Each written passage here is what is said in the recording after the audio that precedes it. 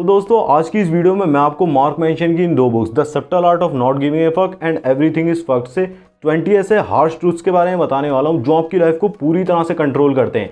मतलब जिनके इर्द गिर्द ही आपकी लाइफ घूमती है और आप पूरी तरह से उनसे ही कंट्रोल होते हैं। ये काफ़ी ज़्यादा आपका पैसा और वक्त बचा सकते हैं, इसीलिए इस वीडियो को देखना आपके लिए बहुत ही ज़्यादा जरूरी है। लास्ट तक जरूर देखना। तो बिना आपका टाइम वेस्ट करे वीडियो की शुरुआत करते हैं। अगर आप चैनल पर नए हैं तो चैनल को सब्सक्राइब कर लें और फटाफट से वीडियो को लाइक कर दें। तो नंबर 1 ट्रूथ है, your relationship with others is a direct reflection of your relationship with your self. अगर आप खुद को बहुत बुरी तरह से ट्रीट करते हो ना, तो आप और लोगों को भी आपको बुरी तरह से ट्रीट करने के लिए मजबूर करते हो। लेकिन अगर आप खुद को डिग्निटी और रिस्पेक्ट के साथ ट्रीट करते हो तो आप सिर्फ उन्हीं लोगों को बर्दाश्त करोगे, टॉलरेट करोगे जो कि आपके साथ बहुत ही ज़्यादा गरिमा और सम्मान के साथ बिहेव करते हैं। मतलब आप कभी भी ऐसे लोगों से दोस्ती करोगे नहीं जो आपकी डिसरिस्पेक्ट करते हैं। नंबर 2 है, the only way to feel better about yourself is to do things worth feeling good about. मतलब आप उन्हीं चीज़ों को करो जो कि आपको अच्छा फील कराती हैं। इनको करने के बाद आपको अच्छा फील होता है। यही एकमात्र रास्ता है खुश रहने का। और हमेशा याद रखो, respect is earn not given. इज्जत कमाई जाती है, मांगने से नहीं मिलती है।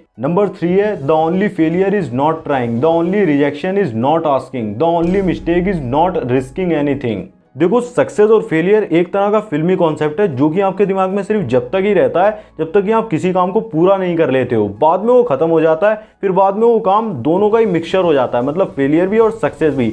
और सिर्फ एकमात्र फेलियर जब होता है जब आप कुछ भी नहीं करते हो, डू नथिंग।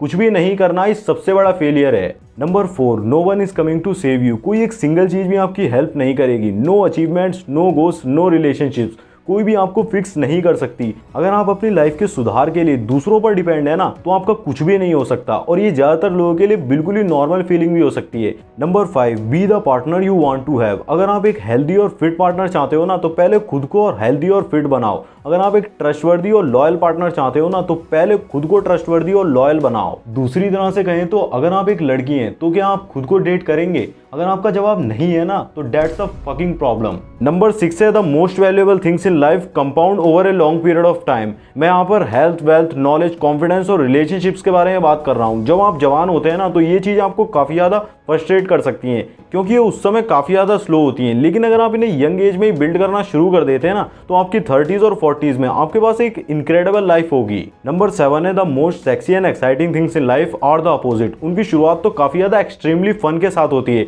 लेकिन वो बाद में जाके काफ़ी ज़्यादा इंटेंस हो जाती हैं और बहुत ही ज़्यादा गिरे हुए रिजल्ट्स देना शुरू कर देती हैं। जब आप यंग एज में होते हैं ना, तो ये चीज़ें आपके काफ़ी सारे टाइम और अटेंशन पर कब्जा करके रखती हैं। यहाँ पर मैं बात कर रहा हूँ social media, casual sex, drugs and alcohol, video games, gambling and vacations, blow job, सब कुछ।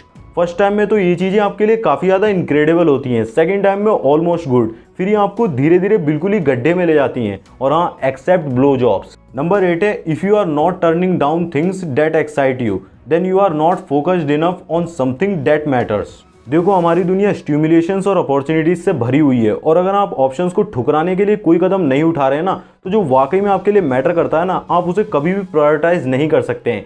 असल जो आपके लिए करना चाहिए आपको, आप कभी भी उसका पता लगा ही नहीं सकते हैं। नंबर 9 है, taking responsibility for all your problems elevates more suffering than it creates. बहुत से लोग ये सोचते हैं कि अगर वो अपने पेन की जिम्मेदारी खुद लेंगे तो वो बहुत ही ज़्यादा बुरा महसूस करेंगे, लेकिन इसका उल्टा बिल्कुल सही है।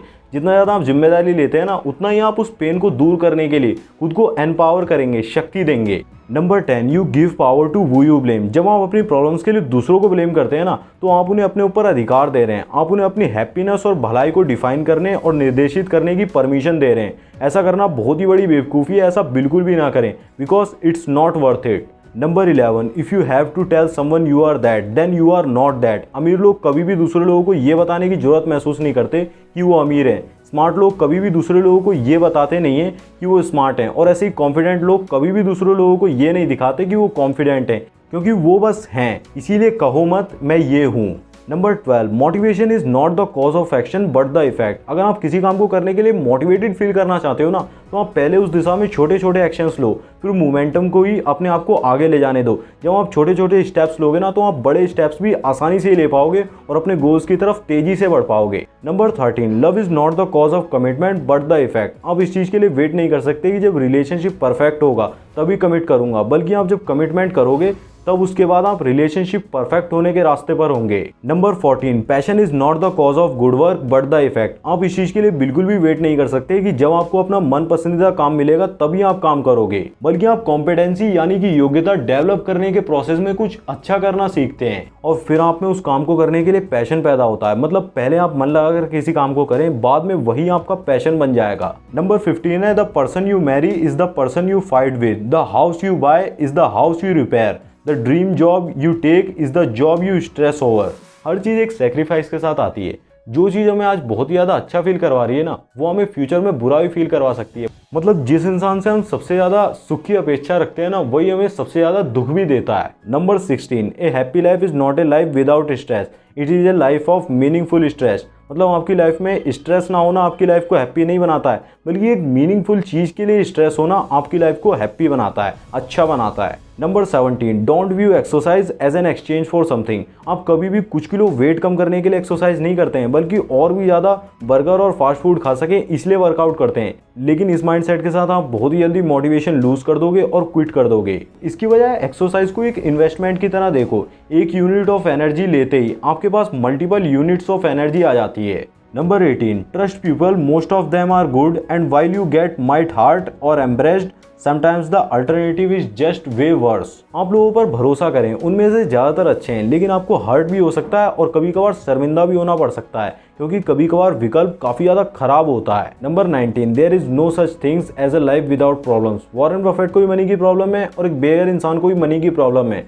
हो सकता है कि वॉरेन बफेट की प्रॉब्लम्स एक बेघर इंसान की तुलना में ज़्यादा डिजायरेबल हो। इसीलिए जैसे जैसे आप ग्रो करते हैं तो प्रॉब्लम्स कहीं डिसअपीयर नहीं हो जाती हैं, वो सिर्फ एक्सचेंज होती हैं और एक बेटर प्रॉब्लम में अपग्रेड हो जाती हैं। और आज की प्रॉब्लम का सॉल्यूशन कल की प्रॉब्लम के लिए एक सीड, एक बीज की तरह हो सकता है। Number 20, growth is rarely accomplished by joy and celebration.